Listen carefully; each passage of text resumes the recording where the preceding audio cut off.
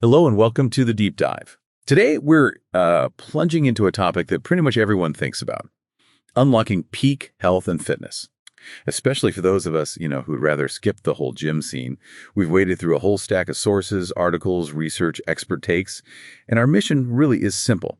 We want to give you a shortcut, a way to get genuinely well-informed about making your home fitness journey work best, packed with, hopefully, some surprising facts and advice you can use right away.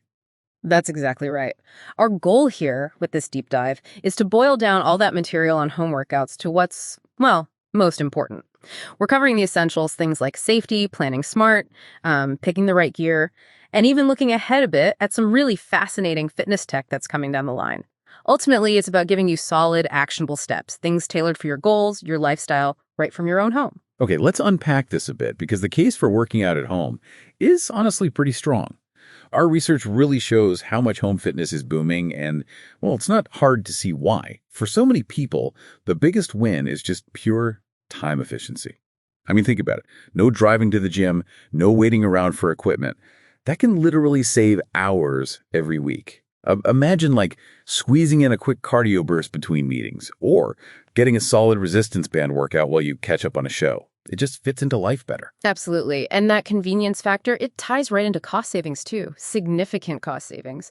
When you switch to home fitness, you ditch those monthly gym fees, maybe expensive classes, even little things like gas money. Sure, you might need to buy some gear up front, but compare that to a year's gym membership, the savings really stack up.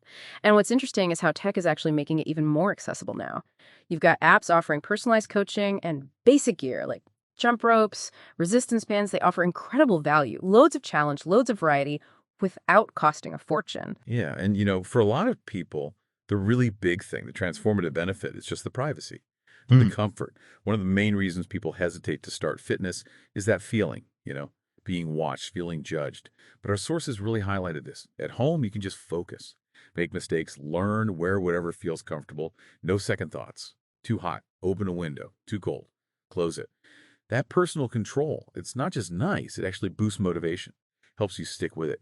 One really interesting point was how training at home helps people nail fundamental movements, squats, lunges in a really low pressure way, builds confidence, might even prevent injuries before they ever step into a gym. Kind of demystifies fitness. Definitely. But it's clear safety has to be number one, always, Sure. especially at home without a spotter or coach right there. So, before you jump into anything intense, that crucial first step, and people often skip this, is a proper warm up. The materials we looked at really emphasize 5 to 10 minutes. It's not just about preventing muscle pulls, it actually increases blood flow, gently gets your heart rate up, and optimizes that connection between your brain and your muscles. Tells your body, okay, time to work. Makes every rep better. Simple stuff works great. Light cardio, like marching in place, dynamics, stretches, arm circles, leg swings, really effective. Right? And then once you are moving, the next absolute must is listening to your body. Truly listening. Our sources were unanimous on this. If something hurts, like sharp pain, real discomfort, stop. Pushing through that isn't being tough. It's just asking for an injury, something that could sideline you for weeks, even months. And it's also super important to ramp things up gradually, over days, weeks.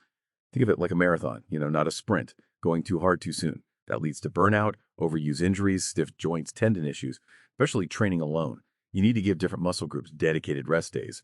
Recovery is key. Exactly. And speaking of recovery, hydration, it's not just about thirst, it's fundamental. Cellular level stuff for performance and recovery. The materials generally suggest about an ounce of water per pound of body weight daily. Ballpark figure. Staying hydrated like that, it can really cut down on muscle soreness after workouts, boosts your energy, makes the workouts better. And beyond water, proper nutrition and enough rest. They're like the silent partners in your fitness plan. Rest days aren't optional. They're when your body actually heals and gets stronger. And sleep, aiming for at least 7 hours of quality sleep. That's not just a nice to have. It's non-negotiable. Directly impacts hormones, repair, everything. Okay, so we've got the safety foundation, the recovery piece. How do you actually build an effective routine at home? Expert, our sources stressed there's no single perfect plan, but what are the key principles for someone trying to create something sustainable, something that actually works? Right, that's the $1 million question, isn't it? The very first step is a realistic look at your own life. How many days can you actually consistently commit to exercise? How long can those sessions realistically be? What time of day genuinely works for you?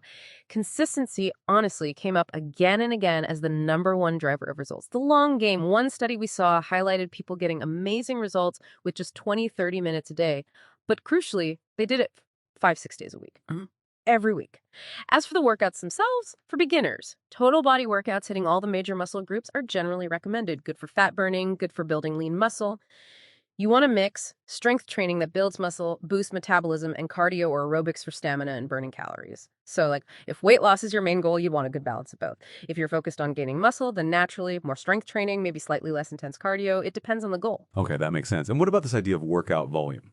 Reps, sets, the weight or resistance rest times. For beginners, you mentioned maybe starting with 2 sets, but for listeners who are maybe a bit more experienced, how do those variables play out specifically for optimizing results at home, where maybe you don't have a huge rack of weights? Like, what are the practical differences if you're aiming for muscle growth versus pure strength, using maybe just body weight or bands? That's a really important point because limited equipment forces you to be smarter about progressive overload at home.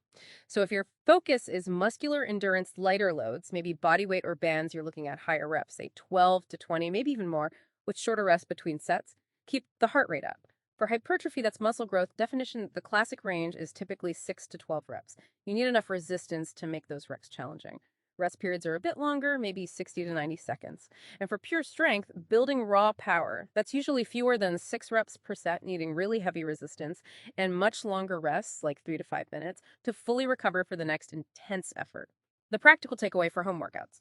If you lack heavy weights, you can still build muscle and strength. You manipulate other variables. Shorten rest times, increase reps within a certain range, or slow down the movement, especially the lowering phase, the eccentric part. Increases time under tension. But no matter the rep scheme, proper form is absolutely critical, non-negotiable. Right? Form over everything else. And to keep making progress, avoid those frustrating plateaus. The workouts have to get harder over time. That's progressive overload. Crucial principle. So for someone at home, maybe with limited gear, what creative ways did our sources suggest to actually do that? Beyond just trying to find heavier things to lift, how do you keep challenging yourself? Yeah, that's where you get creative. Obviously, you can add more reps or sets, you can increase the workout duration, you can cut down rest time, those are the basics. But you can also increase the difficulty of the exercises themselves. Think elevating your feet for push-ups, progressing to single-leg squats instead of two-legged, using resistance bands with bodyweight exercises to add tension throughout the movement. You can also play with tempo, like taking 3 or 4 seconds to lower yourself in a squat or push-up. That eccentric focus really builds strength. Or add pauses at the hardest part of the movement. Hold that contraction. The key is slow and steady progression. Our sources suggested sticking with a certain difficulty for maybe 4 to 6 weeks before making it harder. Give your body time to adapt. Oh, and a personal favorite tip from the sources, keep a fitness journal. Seriously. Track your workouts, exercises, sets, reps, weight, even how you felt. It shows you what's working, holds you accountable. It's like being your own data scientist for your body. Okay, let's shift gears to, well, gear. You definitely don't need a massive home gym setup, but a few key pieces can really open up possibilities. What did the sources consistently recommend as the most versatile items for the average person wanting both cardio and strength options at home? Yeah, for cardio, things like treadmills or stationary bikes kept coming up. Excellent for weight management, great for heart health. The convenience is just unmatched for indoor training, right? And they make tracking progress easy. Stationary bikes, especially, have that advantage of being lower impact on the joints compared to running. Big plus for many people. Beyond those, ellipticals and rowing machines got good mentions too. They offer really comprehensive, full body workouts, also generally easier on the joints, particularly the lower body. For strength training, the undisputed champions for versatility were dumbbells and resistance bands. They let you do so many different exercises, especially compound movements that hit multiple muscle groups, and they don't take up much space. Resistance bands are just fantastic value. You can even use them to assist with harder bodyweight moves like pull-ups or add a different kind of challenge to Pilates or yoga. And for just making bodyweight stuff better, a good yoga mat for grip and comfort, and maybe a stability ball. Great for core work, balance, posture. That covers the essentials really well. But what about listeners who are maybe a bit more serious, looking to invest in some, let's say, next level equipment for their home gym? Our sources did mention some specialty items, calling them worth their weight in gold for long-term health and performance. What were those? Ah, yes. For the real home gym enthusiasts, the deep dive pointed towards things like specialty bars and sleds. Specialty bars like a trap bar, sometimes called a hex bar, or neutral grip bars, or a safety squat bar. They aren't just fancy extras. They actually let you train more effectively, sometimes train around injuries by changing the mechanics of a lift slightly, and they add crucial variety. For example, using a trap bar for deadlifts can be a total game changer if you have some lower back sensitivity. Lets you keep building strength more safely. And then there's the sled, often overlooked but incredibly versatile. Whether it's a simple drag sled or one of those torque sleds, you can train pretty much all your energy systems, build serious upper and lower body strength, and do it all without loading up your spine, what we call axial loading. That means way less stress on your back. So it's amazing for building work capacity. It kind of bridges the gap between pure strength work and cardio. These items, yeah, they can be a bigger initial investment, but the sources consistently frame them as foundational for serious long-term health and performance gains. Okay, moving from the gear you use to what you put into your body, let's dive into nutrition. It's just fundamental, right? Underpins everything. Daily well-being, optimizing workouts. What were the core principles our sources emphasized for fueling a home fitness journey effectively? The core ideas really revolve around getting a good balance of macronutrients, carbs, protein, fat, staying hydrated, and thinking a bit about when you eat. Carbohydrates are your main fuel for moderate to intense workouts. Think whole grains, fruits, vegetables. They give you sustained energy, not just a quick sugar rush. Protein is absolutely essential for repairing muscle tissue after exercise, helping it grow, aiding recovery. A general guideline floated was around zero point 0.6 to maybe zero point 0.9 grams per pound of body weight daily.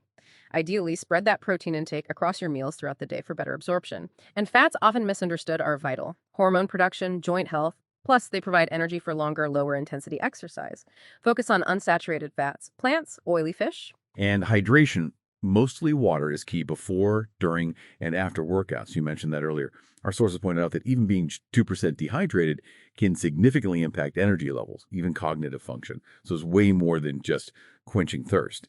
For longer workouts, or really intense ones, replacing electrolytes becomes important too, right? Through foods like fruits, leafy greens. Exactly. And don't forget micronutrients. Things like iron, vitamin D, omega-3 fatty acids. They're crucial players in energy production, immune function, just overall well-being. Often overlooked, but they really support your body's ability to perform and recover. Now, about the timing. Before a workout, the ideal is usually a meal rich in complex carbs, relatively low in fat and fiber, maybe 1-2 hours beforehand. Gives you sustained energy if you're short on time. Something simple like a banana or maybe a small protein shake with some fast digesting carbs can work. During the workout itself, for sessions under an hour, water is usually fine. Longer endurance stuff or really high intensity bursts. You might benefit from easily digestible carbs, maybe some electrolytes. Interestingly, if you train fasted or you're cutting calories, having some liquid carbs during the workout can really help maintain performance. Okay, and what about that whole anabolic window thing? That idea that you had to slam a protein shake within like 30 minutes post-workout. How did our sources clarify that for listeners today? Ah, yeah, the infamous anabolic window. It's a great question because it's been, well, kind of exaggerated over the years. The idea you had this super tight, critical window to refuel. Our sources basically say, yes, timely nutrient intake is beneficial, especially if you train frequently or do really intense full body workouts. But the window is much more forgiving than we used to think. We're talking maybe up to a couple of hours post workout, not just 30 minutes, which, practically speaking, makes it much easier to fit into a busy home schedule without stressing about it. The key takeaway is aim to refuel within, say, 30 to 120 minutes after finishing.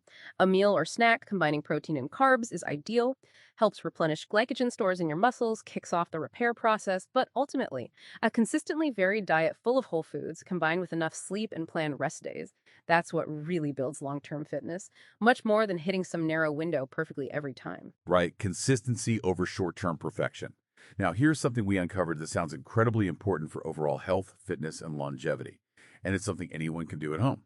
Zone 2 training. Expert, for listeners who maybe aren't familiar, what exactly is Zone 2 training? Why is it considered so vital? Zone 2 is basically steady-state cardio done at a moderate intensity. It's specifically aimed at building your aerobic base, your endurance foundation. It often gets overlooked, people chasing high-intensity intervals or lifting heavy. But the benefits are huge, really profound. It strengthens your heart muscle, improves resting heart rate, helps lower blood pressure, and it has a direct, really positive impact on your slow twitch muscle fibers. Those are the ones that resist fatigue, your endurance fibers. Physiologically, what happens is pretty amazing. Zone 2 training encourages your body to grow new capillaries, which means more blood and oxygen delivery to your muscles. It also helps clear out metabolic byproducts more efficiently. But maybe most importantly, the mitochondria within those slow twitch fibers, the powerhouses of your cells, they actually increase in size and number, and they become much more efficient at producing energy. Okay, so mitochondria are the energy factories. If they become more efficient, what does that actually mean for our listeners' health? What are the practical benefits? This boost in mitochondrial efficiency, that's where the real metabolic magic happens. Your body just gets way better at processing fuel for sustained energy. And that improvement leads to massive metabolic benefits. It can significantly lower your risk of things like type 2 diabetes, can even help push some people into remission, because it essentially teaches your body to become better at using both fats and carbohydrates for fuel instead of relying so heavily just on glucose. It builds metabolic flexibility. That's the key term. And speaking of fuel, our sources also clarified something about lactic acid. It gets a bad rap. It mostly exists as lactate in the body. And while it is a byproduct of metabolism, it's definitely not toxic waste. In fact, when oxygen is available, your body can shuttle lactate into the mitochondria to make more ATP, more energy. It's an additional fuel source.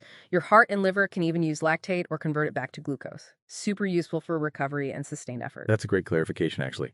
So how do people find their zone 2, especially at home, maybe without a heart rate monitor or anything fancy? What's the easiest way?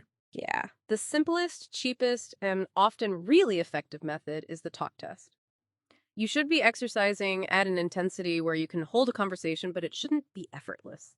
Like if you were on the phone, the other person would definitely know you're exercising. You'd need to pause for breath between sentences sometimes. Heart rate zones can be used, of course, but they can be a bit inaccurate initially if you haven't established your true max heart rate. For pinpoint accuracy, blood lactate testing is the gold standard. You'd aim for a reading around 1.9 to 2.0 millimoles. But obviously that needs special equipment. For how often? Beginners could start with maybe 1-2 hours total per week.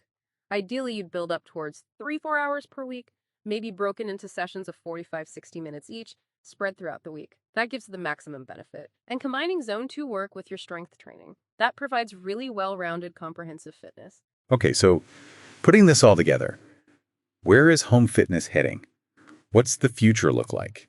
Expert, our sources had a pretty bold prediction, suggesting that traditional free weights, barbells, dumbbells, cable stacks might actually be on their way out, or at least become much less common in home gyms. They believe the future, for a big chunk of the home fitness market, is digital resistance. What is that exactly? And why is it seen as such a potential game changer? Right, digital resistance. It's technology that uses motors and cable systems to create resistance. Think of systems like Tonal or maybe the Beyond Power Ultra device. The advantages are potentially pretty significant. Yes, right now they tend to be more expensive up front, but the expectation is that the cost will come down significantly as the technology scales up. Convenience is massive. You change the weight with a tap on a screen, no more hauling plates around. Safety features are also a big, plus things like digital spotter modes that can automatically reduce the weight if you start to fail a lift, preventing injury. But maybe the most revolutionary aspect, and this is really the breakthrough, is the ability to adjust the strength curve. Interesting. Okay, for listeners who know about sticking points and lifts like the hardest part of a squat or bench press, how does this infinitely adjustable strength curve actually help? What does it do that regular weights can't? That's precisely where the magic is supposed to happen. With a traditional weight, the resistance is constant throughout the lift. Gravity doesn't change. That means the weight only feels truly challenging at your weakest point, that sticking point. The rest of the movement might not be optimally loaded.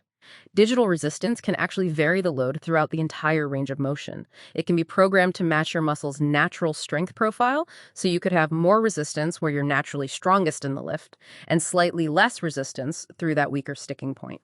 This means more consistent tension on the muscle, potentially leading to more effective muscle growth hypertrophy, and potentially less risk of injury from trying to blast through a weak point with too much weight. It allows for incredibly precise, customized training, stuff that was just impossible before. Of course, new tech always comes with questions. Did the sources mention any downsides, any potential drawbacks or challenges with digital resistance? Like, some people might miss the feel of real weights or worry about how long the machines last. Absolutely. Those points definitely came up. The main ones were, well, unlike a chunk of cast iron that lasts forever, these digital units need power. They're also tied to the company that makes them, which raises questions about long-term support, software updates, maybe ongoing subscription costs. And yeah, their mechanical lifespan is inevitably shorter than a simple dumbbell or barbell. But despite those valid concerns, the prediction was pretty stark. The sources suggested that by maybe 2030, something like 80% of new home gym setups might feature digital resistance as the core, often maybe combined with a few dumbbells for certain movements that digital systems might not replicate perfectly yet. The shift seems to be underway, and anecdotally, people who try it often become real converts very quickly. So, as we wrap up this deep dive, I think it's crystal clear that home fitness is, well, it's a really powerful and accessible route to better health, lasting health. It just offers so many advantages that fit our busy lives, the time savings, the cost efficiency we talked about, plus that privacy and comfort in your own space. Huge factors. Yeah, and building that successful home fitness habit really rests on those key pillars we discussed.